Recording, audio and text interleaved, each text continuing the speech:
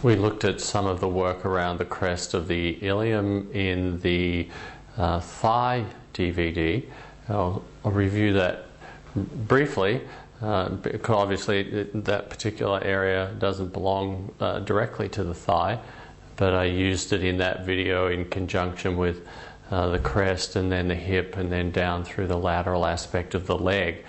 This time we're doing it as preparation for working up through the ribs this direction, and we can certainly see the way in which the obliques and transversus and even latissimus dorsi all have some kind of attachment around the crest, so it happens to be one of these sort of tremendously useful areas to work with for all sorts of reasons. So it was a soft fist up against the crest, and this again is really a nice sort of bread and butter stroke. It feels good, tends to be very calming and relaxing for all kinds of people in all kinds of situations. So kind of a nice opening move. Yep. So the contact is just to find the bone, the crest itself, and then drag from anterior to posterior.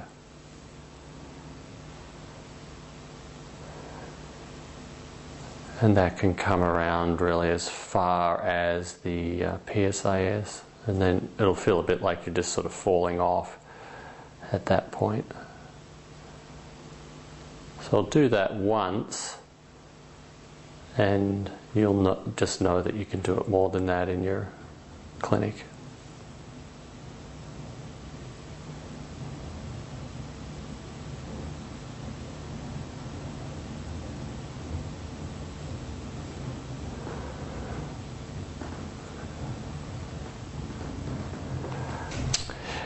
Okay, so what we didn't look at so much in that particular video was the way in which this work can become more about the waistline. So this can go into the waistline, and it can start then to affect those different layers of thoracolumbar fascia, also the quadratus lumborum, of course.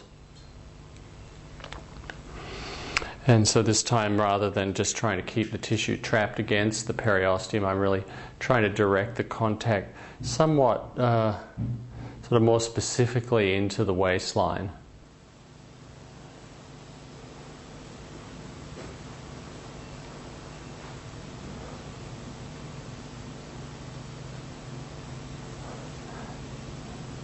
And you can see, perhaps on the close-up there, I can turn my knuckles a little bit now and start to sort of trace in more around the bone.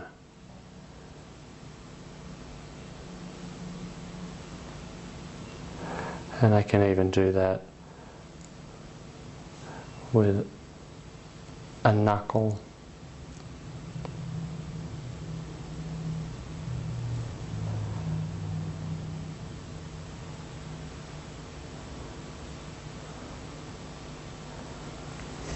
Okay, so I'm going to step across and start working up into the ribs, starting out right around the 12th rib, 11th rib area.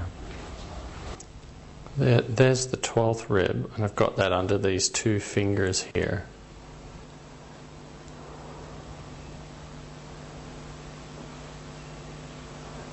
So I'm landing and sinking, and I'm once again thinking about engaging with the periosteum,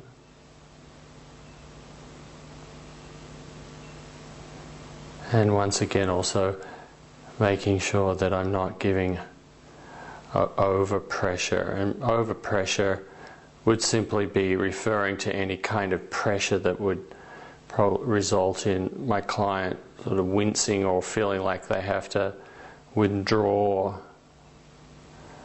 the body part that I'm trying to contact. So in a sense I'm trying to sort of sneak up on it, because I would like to bring some fairly useful pressure to bear there, and if I do that slowly, that usually goes quite easily. And so to start with, I'm just following that line of the rib around to the rib articulation at the transverse process. I can do that also as a kind of a variation on the theme, and it would be probably visually it'll be identical, but I'll talk about how it's different, and perhaps the two will show up on the camera. I'm going to tuck my finger this time just in inferior of the rib and slightly kind of work back up underneath its inferior border.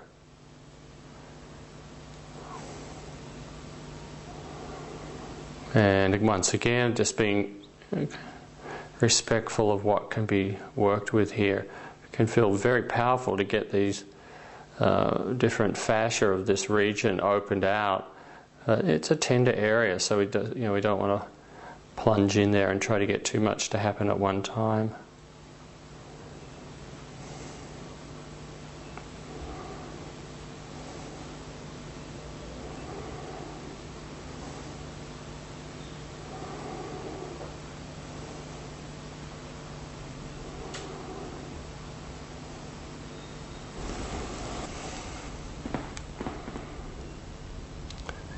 And then there's another variation on the theme, and the way that looks is both my hands working together, and they're approximating each other or reaching towards each other through the waistline.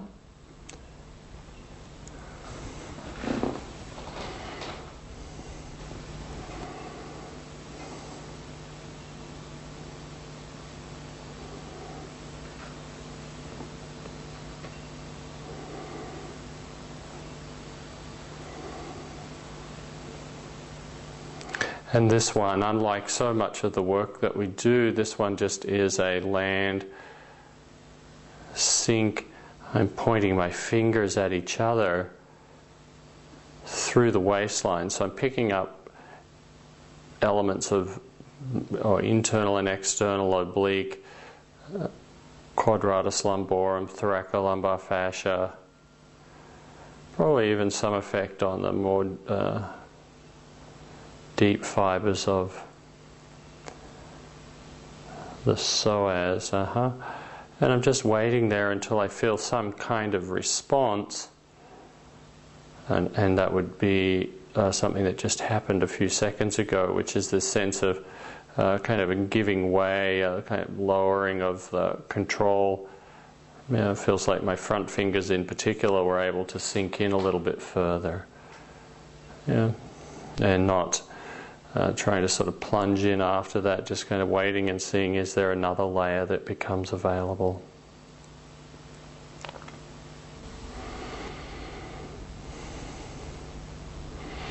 I can have my client reach down through her leg while I'm hanging on here, so I could have Maren sort of slide her leg across the table, taking her hip into extension, going through the heel, so feeling like she's able to elongate.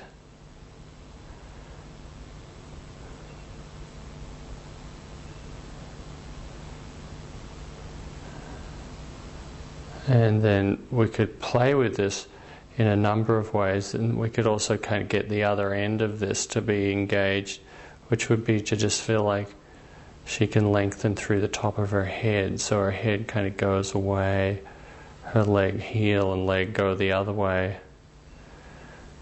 And the whole thing feels like it's happening sort of right through the middle of the body, and when that happens, then the back won't do a big arching thing. It just really feels like length rather than arching the back. And really all I'm doing throughout that is hanging on.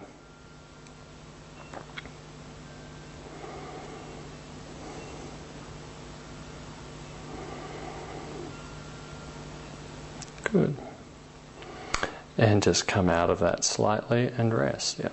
So drop the table down. I probably in my practice would work at about this height, but I want to make sure that some of these shots really come down onto the contact that I'm making along the side of the ribs. So here's a very nice view of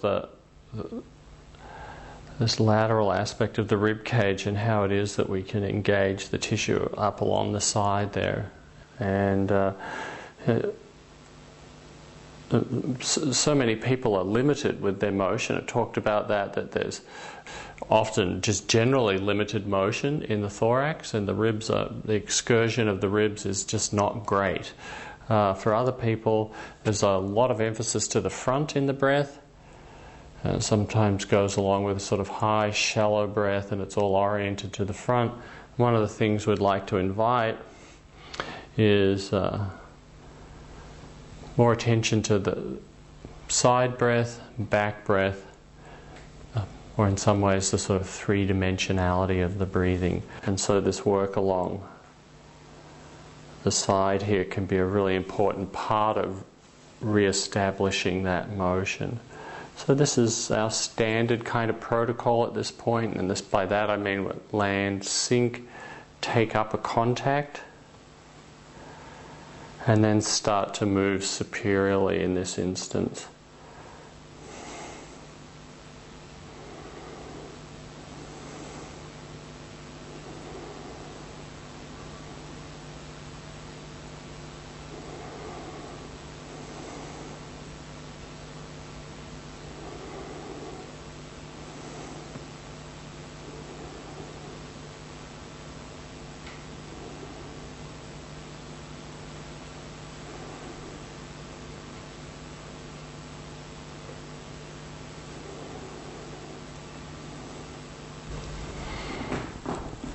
So that's one-handed, sort of slightly modified again, just so that the visual of that can be really precise. I'll sit on the side of the table to do it again. And you can see then that it's possible to get two hands engaged. And as I mentioned, I'd more likely do this standing, but this will work just fine. And you can see then how I'm able to work two hands together to bring this land, sink, hook and drag up through the side of the lat.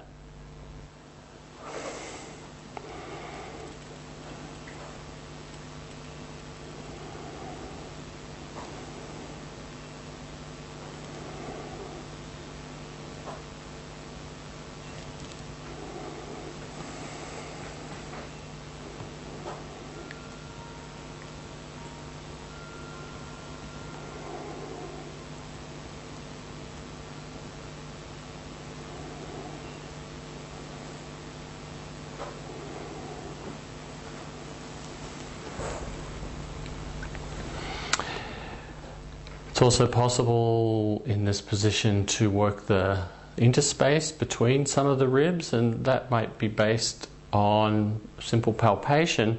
Where is there space? Where is there not space? And here we have fairly uniform space, but perhaps, so let's say this one a little bit less, and I'll just work with one finger into that interspace.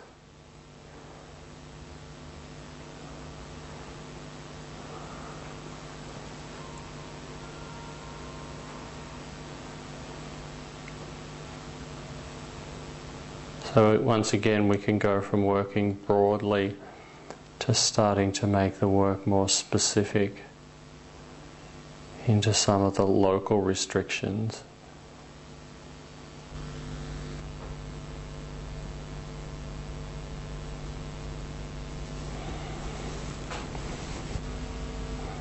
Okay, very good. Now that work can also be carried on up into the axilla. So I'm going to be taking now this work inside the axilla, so that's between really then pec major and the scapula or the latissimus. So I'll show there, it's a bit hidden, so I'll bring that down a bit so you can see my fingers. That's a sort of transition thing I'm doing here. I'm still not quite into the axilla, but you can see how we can continue to access that lateral aspect of the ribs through the axilla.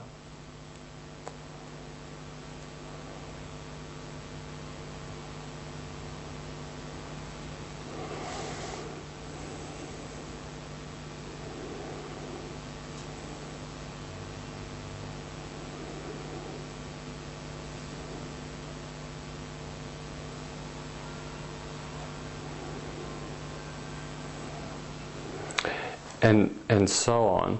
Something that I like to do in this position is to lift up my client's arm, which is what I'll show now, and take my hand right up into the top ribs at the very sort of apex of the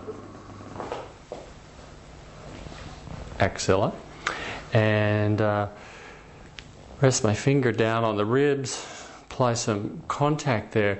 There's not so much room anymore to do any sort of gliding motion because we're kind of at the end of the space, available space there. But if I lift up the arm and I just expose the area that I want you to see,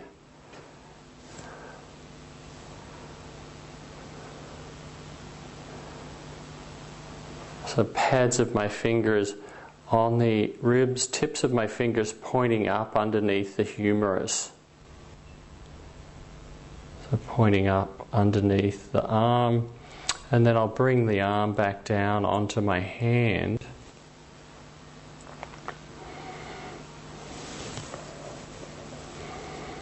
Like that, and then I'll use this top hand just to kind of guide the shoulder down while I take my fingers up underneath the humerus. And I'll use my fingers up there quite deliberately to sort of search effectively along that territory, and you'll find quite often a lot of fibrosity in there. So that fibrosity tension can be a part of the frozen shoulder or really stiff shoulder. Sometimes it's definitely sort of post-traumatic stuff. So whatever the origins or whatever condition it's involved with, it's really useful to make this exploration up under here. And then when I find something that's tight, then I'll just work my fingers a little bit from sort of side to side. So try to sift and pry that fibrous tissue open. Yeah, and it can feel amazingly that released, and this would definitely be one of the more tender areas that we work in the body. So yeah, we need to sort of balance. Yes, I think I can do something effective here, but I want to make sure I deliver it in such a way that I don't have the person break into a big sympathetic sweat and generally want to turn around and pop me one.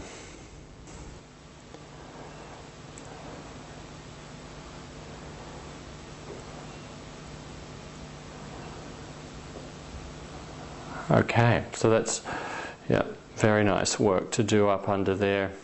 So that's that kind of round of work for the lateral aspect of the ribs. There's one other thing that I'd like to show, and the position lends itself very nicely, which is to get the Teres Major from this position.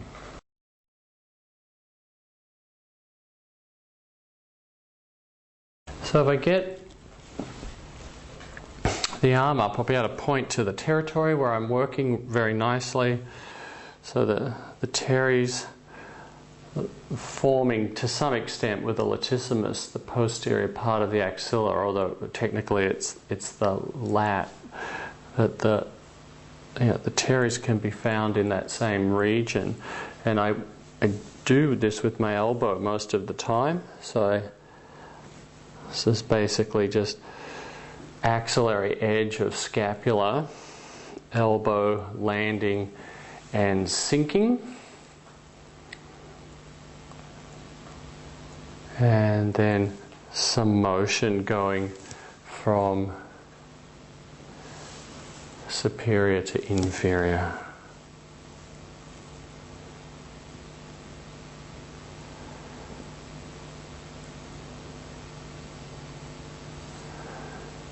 So the teres works a bit with the latissimus as this internal rotator of the humerus, and particularly for us body workers and the billions of people in the world who work at computer keyboards for a large part of the day, you'll find there's can be quite a bit of hang up right along this line of the lat teres. Yep. And so it's just a kind of slow melting, kind of classic land, sink, hook and drag procedure.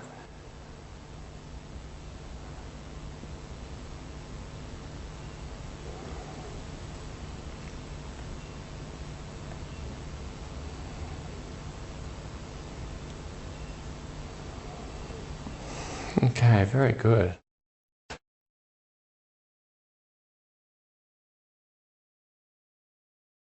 Most of the work that I'm showing through this and all of the DVDs is largely what I would consider sort of structural work, or it's engaging with the myofascia and working to change the consistency, pliancy of the fascia, as well as working with the relationship between the fascia and the nervous system.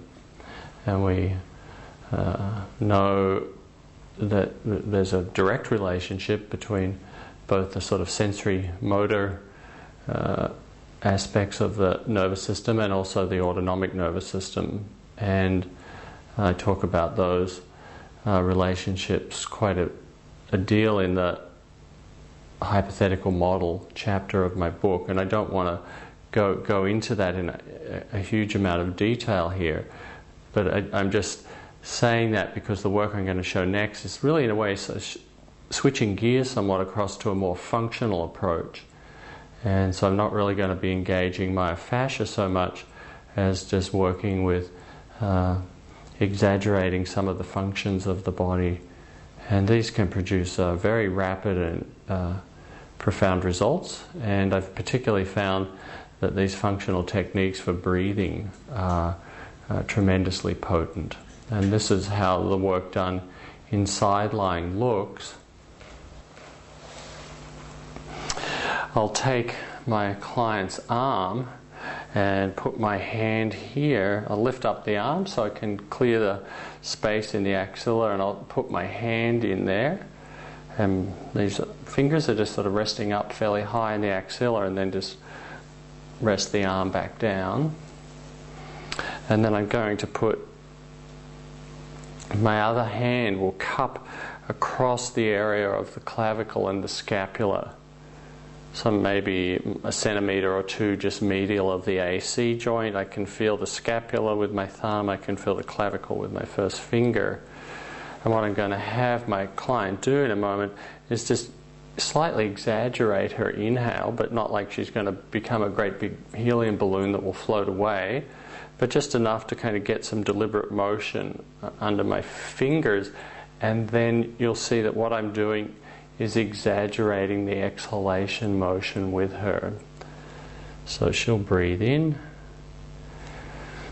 and then as she breathes out, I'm just going to take the ribs and the shoulder blade, and you can see now I'm depressing all of that as she exhales. As she breathes back in, I accommodate that motion, but I don't completely take the pressure off. And then as you let go again, I'll just ask you to see if you can let the weight of my hands sort of guide that in a little bit further. Good, like that, very nice. And a little breath, and let go again. Yeah. Okay, so that's how the first of those looks. I'll show it now out here. So it's the top hand's largely pushing inferior. This hand is pushing towards the midline and inferior. So it's this kind of action which is matching the motion of the ribs, and that would be the functional technique. I'm not trying to sort of force the ribs into any kind of new pathway. I'm not trying to manipulate them, get the ribs to sit properly at their joints, but rather I'm just trying to exaggerate the motion of the ribs as it is. So it's the same, the second contact, just moving my hand down a little bit, but I'm still above the shoulder with the other hand. And we can just go through the same motion. Marion will take a slightly fuller breath, and I'll just exaggerate the exhalation with her. And then as she breathes in, I resist, but I'll still allow the motion, and see if then you can just let the whole thing drop a little bit more. Maybe a little bit of rocking at the end, and then a little breath, and see if it'll drop even further, like the whole thing can just descend. That's it. Good. Yeah. And that's important at the end of that motion to encourage that giving up, basically. It's like dropping a little bit further. And then what happens next is there's this kind of sense of slight compression at the end, and then the feeling is that the ribs actually move more and open out more. Next, I'll bring both hands along the side here.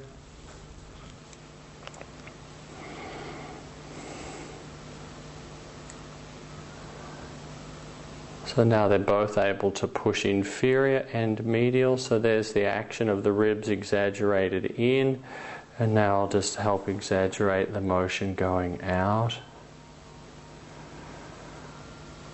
Good. And a slightly fuller breath. I resist and let it drop, so you get a nice sense of falling in on yourself. Good.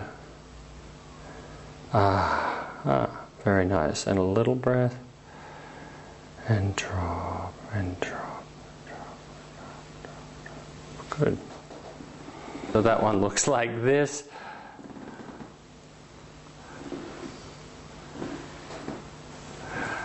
And then finally, there's one where I'll have my hand on the crest and my other hand across the lower ribs, and then I'm just able to move the ribs and the pelvis towards each other. I'd stand usually now a little bit more in behind where I'm working, but once again I'm just wanting to open this out to your view for the camera. So as she lets her breath out, I just take the waistline and slightly hold it in on itself.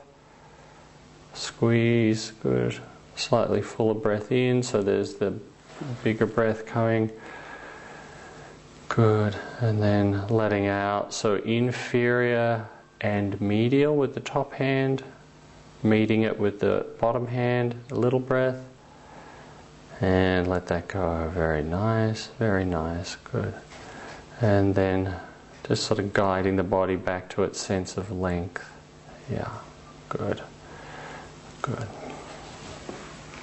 The very interesting thing is that even after we've done very beautiful and detailed and effective myofascial work through here or any part of the rib cage, the whole sort of thoracic complex, and people will report, oh, my breathing feels freer, more spacious, lovely sense of better volume, more relaxed on the exhale. We go along and we do this functional technique, and there's still more potential there. So this is interesting that there's at least two ways to approach this sort of issue of restrictions in the breathing. One is through the structures of the breath, and the other one is through working more to release some of the sort of functional fixations, the way in which trauma, stress, the habit of breathing that we might learn sitting at a job in a desk all day, the kinds of limits to the breathing that would occur there going on year after year after year, that we can quite quickly start to influence that when we add this component of affecting the function. So these functional techniques, you can see they don't take very long, and I think as you play around with them, you'll see that you quite often produce some really very wonderful results with a great economy of effort, and we like that. Economy of effort is everything. If we're going to have a long career, we need to figure out how to do what we do with the minimum of fuss, I think.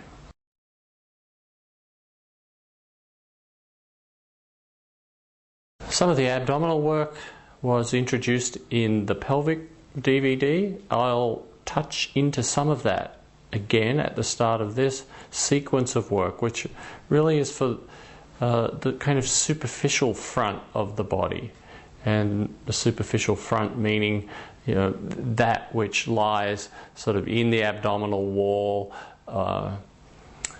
but nothing that really lies sort of in the viscera or past that. So more rectus, obliques, transversus, and then later we'll look at some more ways to work with psoas than many people have explored. And once again, I think one of the benefits of this approach to working with the psoas is that it doesn't hurt. And in fact, it can feel surprisingly relaxing, and people even fall asleep when I'm doing it. So that's a bit different than some of the kind of kicking and screaming that can go on around some versions of psoas work. But at the start, we're going to just work our way up through the front of the body, touch into rectus, more focus around the costal arch. The costal arch is important because of all the various myofascial structures that converge there.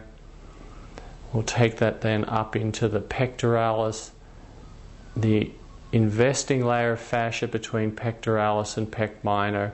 The rest of that work is picked up once we get into pec minor, subscapularis. That's actually at the beginning of the upper extremity arm DVD.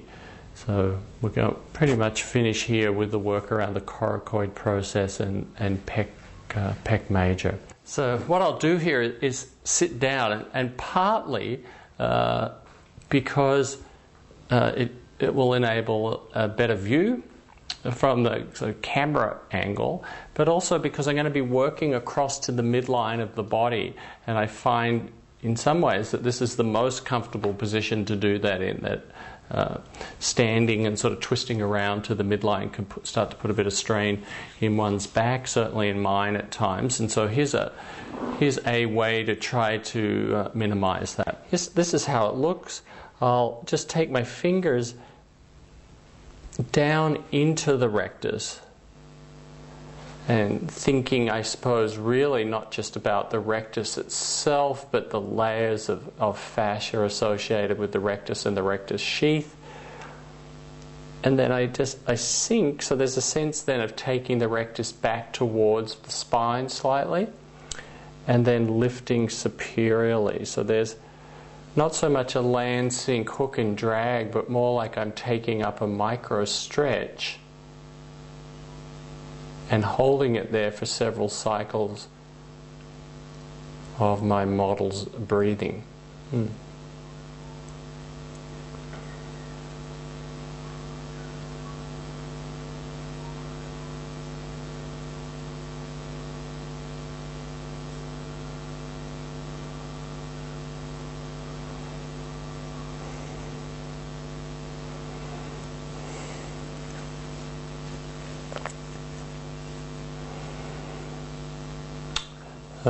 Similar thing, staying off the umbilicus itself, but just working on either side in this instance.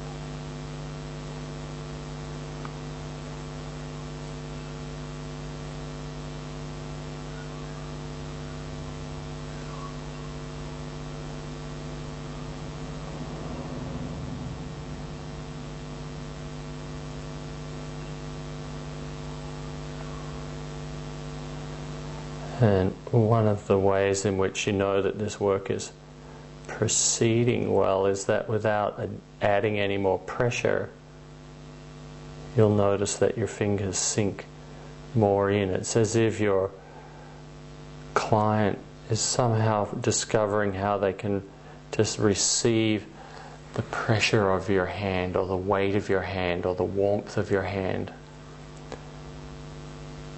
And this can be tremendously relaxing. We know, of course, that many people carry a lot of their stress in their viscera, in their abdomen. The sensation of being under stress often sort of manifests as sensation through the stomach, through the viscera, apprehension, anxiety. All of these states often have a strong physical component that manifests through here. And so I know that we have a sort of general desire in certain schools of rehabilitation and so on to kind of get all this area acting in a more sort of facilitated way, more toned, but that doesn't necessarily address the way in which tension has developed in the nervous system in such a way that you get this sort of chronic state of sort of slight irritability through the viscera. And I find this slow, methodical pressure with these micro stretches in the fascia will help a great deal in reducing that accumulated stress.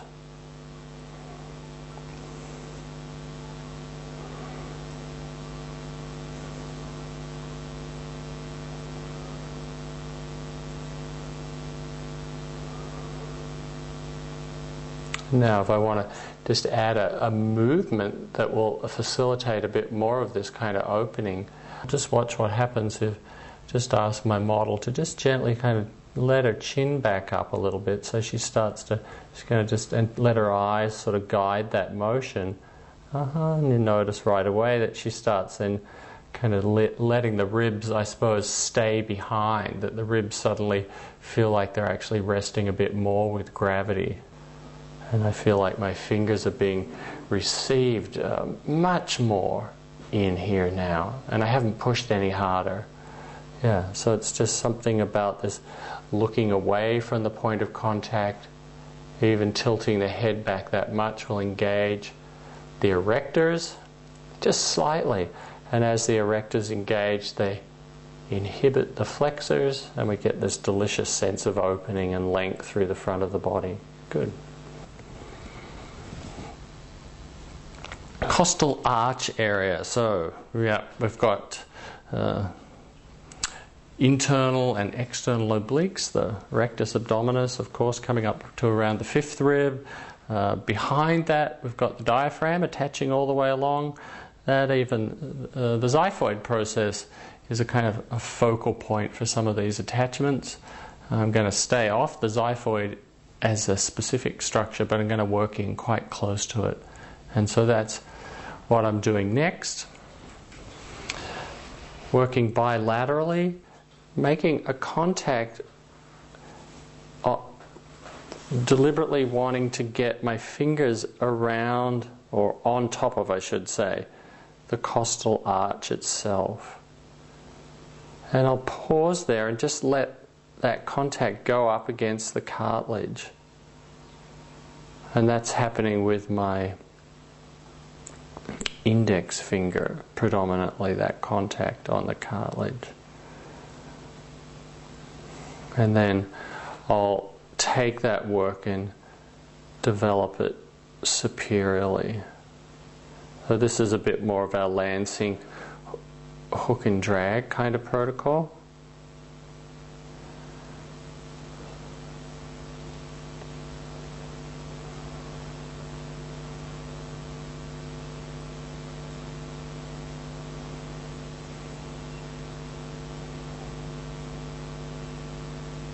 So these are the kinds of things that I'm doing all the time in my practice. Help open out the breathing, so help bring that kind of fixing into kyphosis, so shortening down through the front, starting to help that by easing out this superficial front line.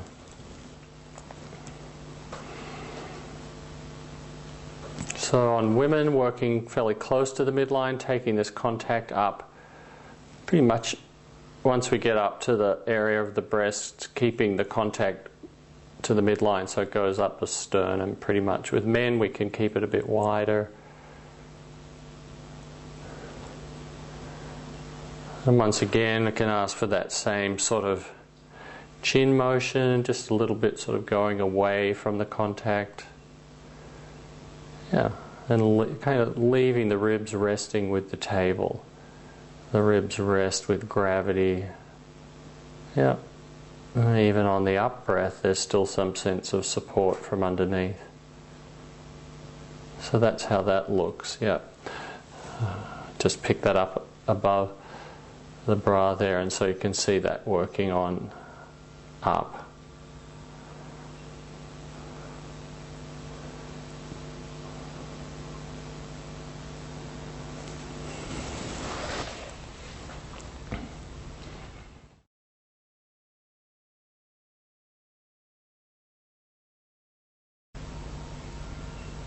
we can affect the diaphragm from this position, and I'll start really right next to the xiphoid, as always. Don't want to push directly on it. It's always been one of our warnings in body work, although I have to say I've never heard of anybody actually breaking one, but perhaps because we've all adhered to the warnings and not been pushing on it too much. The general motion here is I'm at the midline, just lateral of the xiphoid, or the right side of the xiphoid in this instance. And then I'm going to turn my fingers so that they're slightly reaching back up underneath the cartilage. So I'm moving from medial to lateral. And once again, I'm sort of standing out to the side a bit more than I would.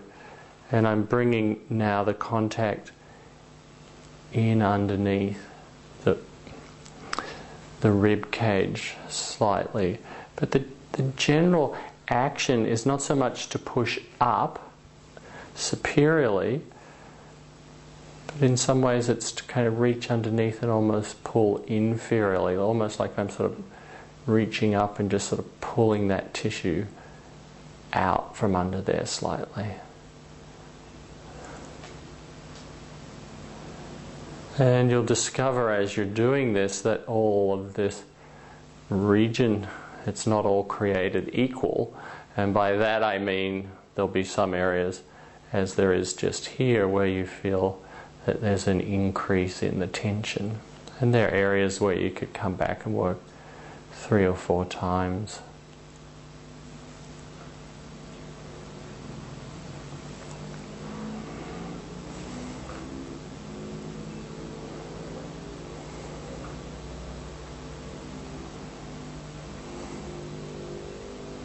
So my first parts might be more exploratory, still working, still getting an effect. My second pass might take me back to, oh, well look, I definitely discovered that there's a zone there that I could revisit and probably facilitate more release.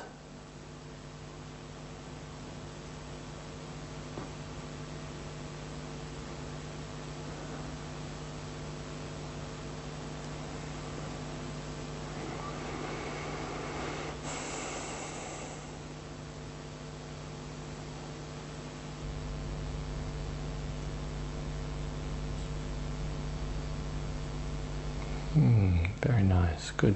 Okay.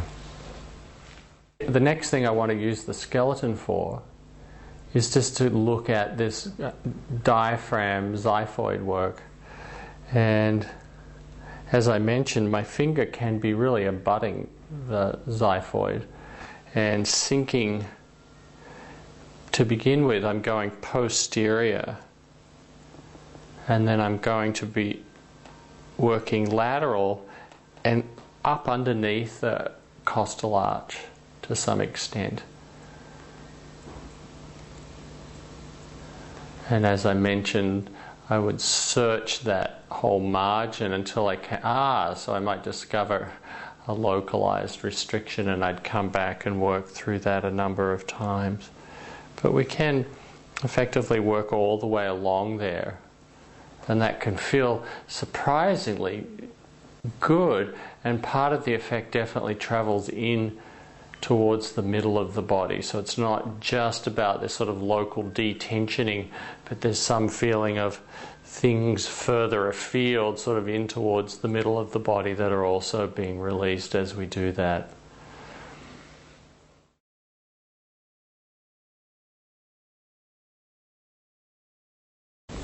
Good. Pec major, and the investing layer between pec major and pec minor is what we're looking at next.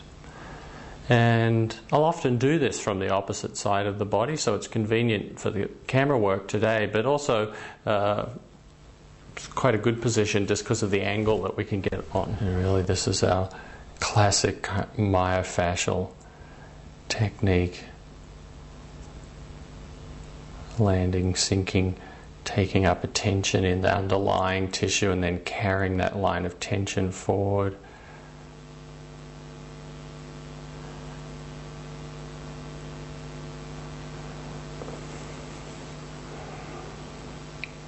Yeah.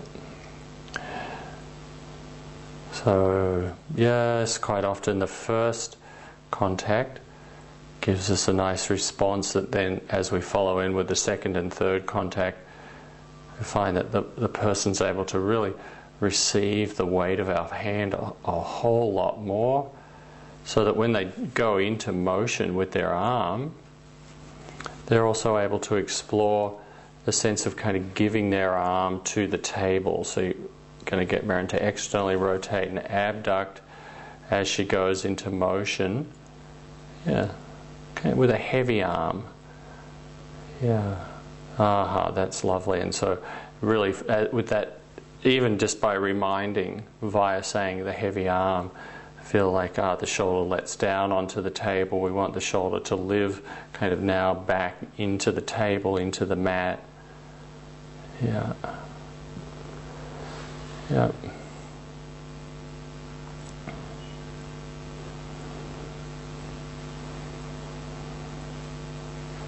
That's great. Good. And come back. So that's my fingers are right on the coracoid process there.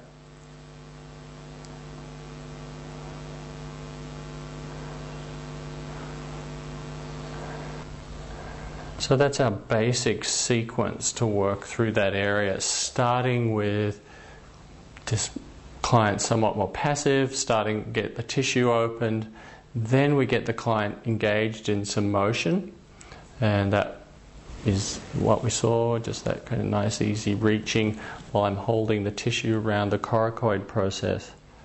And we might continue with that for a number of times and come at it from a number of directions. So I might make another pass where I'm quite a bit higher,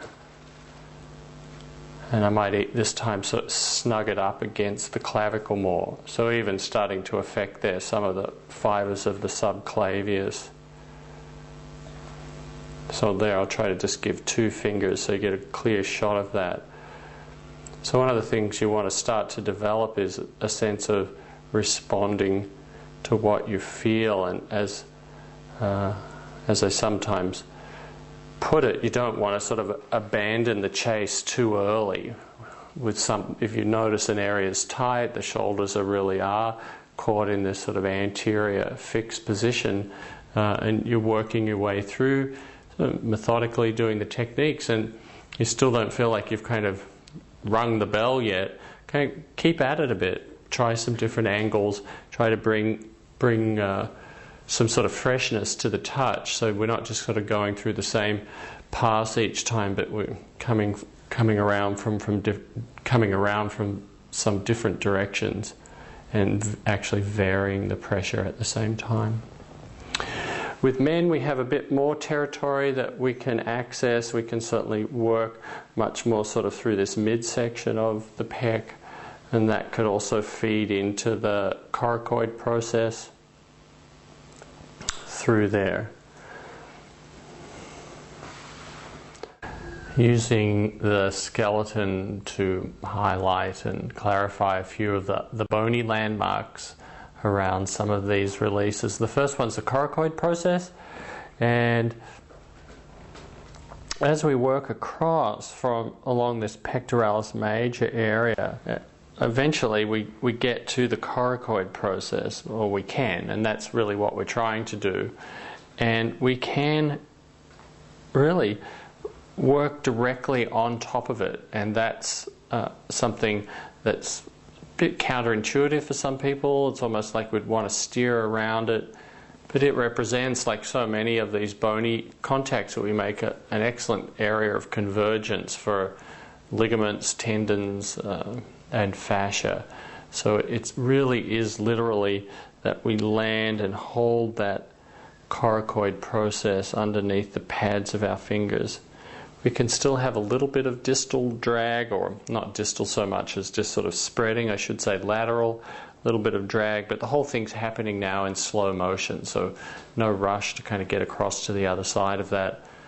And then we have our client's arm in motion, and that in turn will be sort of twisting the coracoid process underneath our fingers.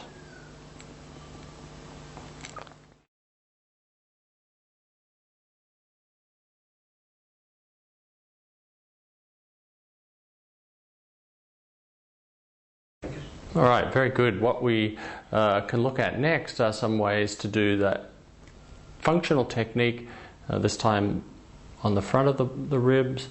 The protocol, the sort of strategy of how we deliver the technique is the same, just some slightly different angles, and I'll talk about them as I do them. So this is how it looks. My handhold will go like this. So I'm wanting basically to, as three-dimensionally as I can, make a contact around the whole of my client's rib cage. And so I'm trying to share the pressure or the contact through as much of each hand as I can, so it's not a sharp sort of local focus, but actually a much sort of broader, generalized focus. So I get my client to breathe in slightly more fully, and then I'll just encourage the exhalation and taking it past where she would take it by herself. Good. And then have you breathe in again. So here I resist slightly, and then I take the ribs, and we'll just see if we together we can go a little bit further on that exhale phase. Good. And then a little breath. And then the whole thing might drop a little bit further. Good, good, good, good. And there, just at the end, it certainly did happen. You'll know that this is working when on the second or the third time when you take the ribs in, it's almost like the clutch gets thrown in and things just drop suddenly. It's kind of like they're in gear. There's some sort of tension associated with that, and then suddenly the clutch goes in and the ribs just fall down further than they have been. After that, the next in-breath feels fuller and less restricted. Don't have to do it a lot of times. So I'd call that one cycle.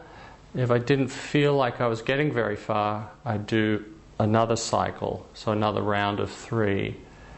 And all the time trying to draw their attention to when it is that they let go. It's like, aha, there, you feel the way that drops. Yes, let's see if it can drop a little bit further on the next release. We can also work with the shoulder area and the scapula in a similar manner.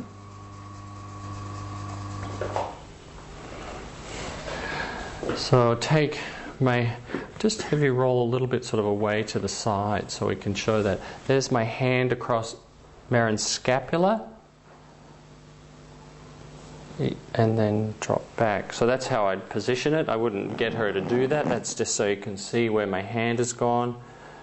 Yep, so ordinarily I'd just pick her up and put my hand there. And then the front hand is matching the same directions. You can, so this hand and that hand can then work in concert together, and that's how this looks, is a fuller breath in, breathing, filling both my hands, front and back, and then on the exhale, just taking that in, rolling the scapula around at the same time, a full breath. I resist a little bit, but not completely, and just see if the whole thing can drop a little bit more. Good. And a little breath. We're not going to go back far, and then just see if the whole thing gives way a little bit more. Good. And then just letting it drop back, and also somewhat encouraging the sense of width then, but not just in the back or the front, but some sense of width through the front and the back. So the general feeling then is that the shoulder will be lying down on the table more, but also that there's a nice sense of width through the front and the back. With these breathing techniques, I'm going to be doing them bilaterally. So I'll usually do that rib work two-handed on the side of the ribs, and this work that I just did at the shoulder, I'll do that work as on one side, and then I'll repeat it on the other side. The beauty of doing one side and then coming to the other side is that you have an opportunity then to draw some attention to the ways in which one side will quite often feel markedly different from the other. And this is reinforcing of the work that we do. It's an educative component of it. People discovering something about their body, something about the breathing and the tensions that have developed around it. And the other aspect of it, I suppose, in a way, is that it gives them some feeling that things can change, that because you've done your technique and wow, it's not just a kind of happy little experience where I feel good because I'm being touched, but actually feel some change in the function, and so things can change, things can we can educate towards some new behaviors, you might say, and this can also be a tremendously potent aspect of our interaction with people. The next thing I can use the skeleton to clarify is the handhold for the rib release. So the functional release of the ribs. I really want to draw attention to the way in which the hands really embrace the whole rib cage. And it can be either the hand like this, the lower hand like this, and like that, or that way. And sometimes that's necessary to turn the hand around that way just to accommodate working around the breast. So you can see how the heel of the hand might end up in the breast there. So just turning the hand around like that. But in either instance, we want to be able to feel like we're really moving the ribs three-dimensionally rather than just pushing them posterior or inferior or medial. But the action is all three of those things: posterior, inferior, and medial.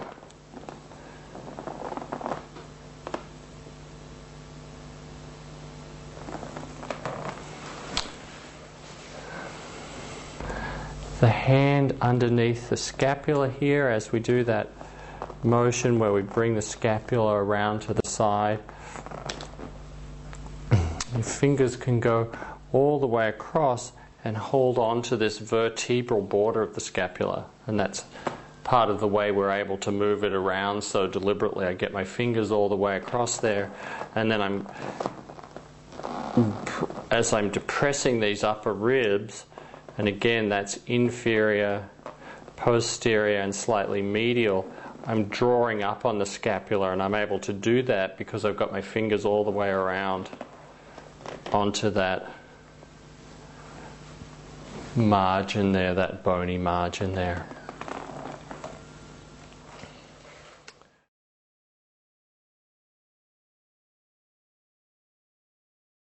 Alright, so we've looked at, in the pelvic DVD, at ways to approach the iliacus, and it's very hard really to say that it's the iliacus somehow independent of touching the psoas.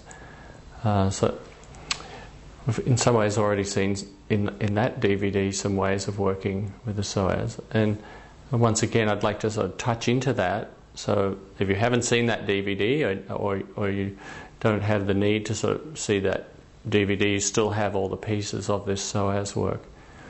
And then what I'll do here that's a little different from there is that I'll add some more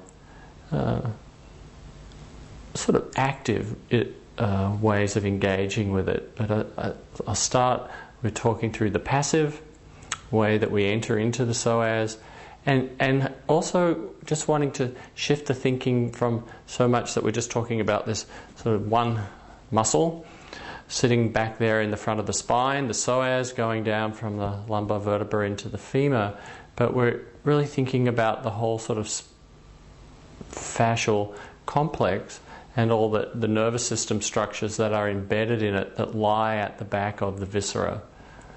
And so already we're starting to move away from just thinking about one guitar string that needs strumming or stretching, and starting to think more about a sort of environment of nerves and fascia, fluid,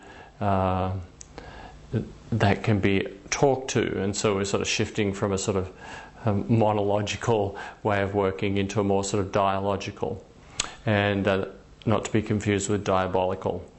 It's a big ask to have somebody let us work that deep in their body, and so anytime we want to go deep and minimize or completely do away with distress, we go slowly, and this is how I do it to accomplish that goal of not causing distress. I'm working unilaterally. I'm taking my fingers, basically if I draw a line from the umbilicus to the ASIS, so a sort of imaginary line, and where that, sort of in the area where that crosses the edge of the rectus, somewhere in between there and the ASIS, I'm taking my fingers and I'm going to sink from anterior to posterior, which is what I've started doing here. Now you'll notice in the setup here is that I've got my model's legs elevated and enough to sort of take the tension out of the hip flexors and the abdominal wall so that I can sink through here without having to push through tissue that's under stretch at all. So in general, we'd like everything to sort of just rest back nicely and comfortably towards the spine. And if they're just flat out on the table, then there's often too much extension and too much stretch on these flexors. And the other thing that's possible, of course, is that I just have my model with her feet on the table and her knees up. But if she's going to be here for a while, it's going to be hard to sustain that position. And sometimes to do the psoas, I'll be working for 6-7 minutes per side. And I won't be going through 6 or 7 minutes of work on each side here, but what I will be doing is introducing the work and describing the work in terms of that kind of tempo. Part of the reason that I won't have to spend so much time here is that Marin is kind of well processed, I suppose you could say, or frequently has had sufficient work through these areas that this isn't the first time by any means that she's been worked on here, and so she's able to accommodate the work fairly easily right from the outset. So my fingers will find themselves sinking and settling fairly easily.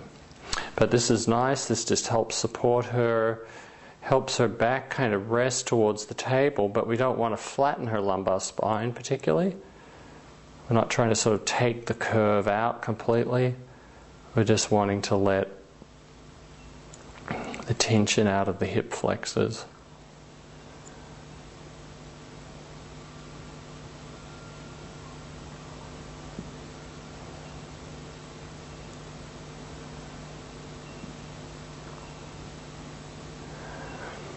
And even though we've been sort of down this road before, so to speak, I'm still noticing that I find a barrier where there's resistance to any further sinking, and if I wait at that barrier without pushing against it, then she lets go and my fingers then sink to the next level. And this is really how we'd like this to proceed, that there's some sense that the client sort of regulates the tempo and not so much that the therapist gets all sort of revved up with the idea that they've got to get their hand in on the psoas as quickly as possible.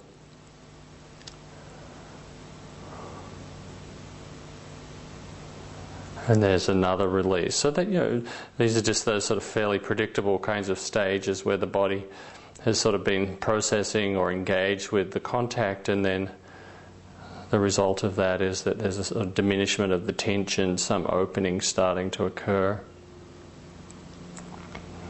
I'd like, if possible, to come in really a bit from the side of the psoas. and that's the lateral side. And that's because, some schools of thought think that, the ureters run fairly predictably down the front of the psoas, and that if we park right in on top of it, coming just straight anterior-posterior motion, we might be sort of jamming the ureters, which are running from the kidney to the bladder, of course, that we might be sort of just jamming those ureters up against the psoas as we apply pressure, and perhaps contributing to slight amounts of micro-trauma. So anyway, that's a school of thought, and it seems worth sort of respecting that, since we can get our fingers in on the psoas without coming directly in from the front. So now I feel like I'm right at the edge of it, the lateral edge. I can verify that, of course, just by having my model start to pick up her leg, and there's the psoas pops and come up again. So I'm just at the level of it, sort of more the anterior superficial fibers.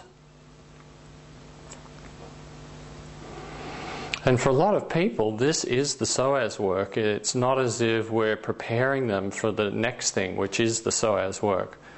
Letting go in this way is the psoas work, and it's a very potent, powerful work.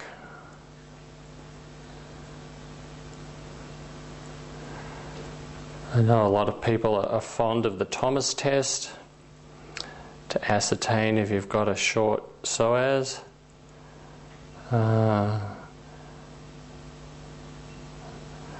I'd encourage you to think about this work having value even when you have a Thomas test that's nowhere near a positive. So if you've got do a Thomas test and their leg flops open fairly easily, you might still explore doing some of this deep anterior spine work anyway. So we're pretty much down at the level of the psoas. So there's a few ways we could go with this work that would make it even a little bit more deep. One is I can just pick up this same sort of ipsilateral leg, and I can just encourage it to sort of hang nicely in its hip socket in a sense, so it just starts to get a nice sensation of its weight. I can internally rotate the leg, which will slightly put the psoas on a stretch, and do these circles with the leg.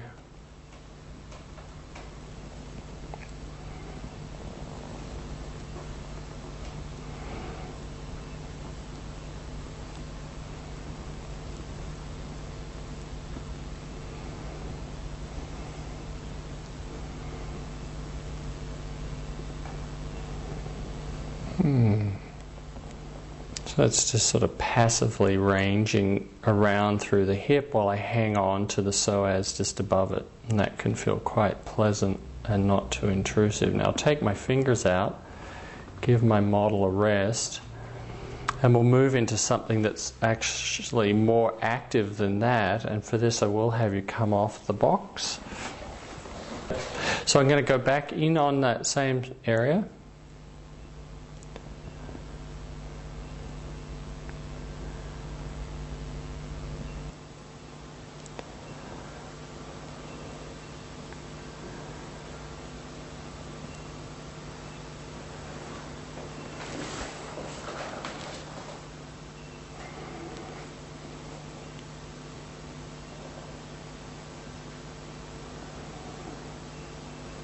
Okay, so that's very nice. Now I can ask for Maren just to engage into the foot a little bit here, not so much to kind of tilt the pelvis back, but just to stabilize the pelvis a little bit through the foot. So we don't want her to put a posterior tilt in the pelvis and flatten her back out, but we would like her pelvis and her leg to feel secure there. And then I'll just have you pick this leg up and slide it out. And I'm holding my fingers now somewhat superiorly so that the psoas kind of lengthening through underneath my contact. so that now I'm sort of working up and medial slightly, coming back up. Yep, and then sliding your leg out again. And yep, so here we are in motion again. Yep, and this time you could use the arm on this side and slide your arm up that way. But at the same time you're leaving your scapula. That's good. Your scapula still sort of stays with your ribs a little bit. Does that make sense? Yeah. So scapula sort of almost drawing down your back even as your arm goes away. Beautiful. And as your leg goes away.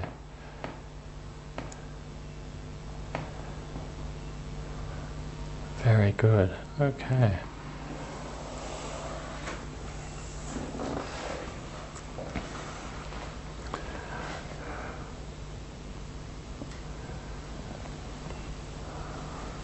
It feels like double the volume of this side now. Yeah, great. Yeah.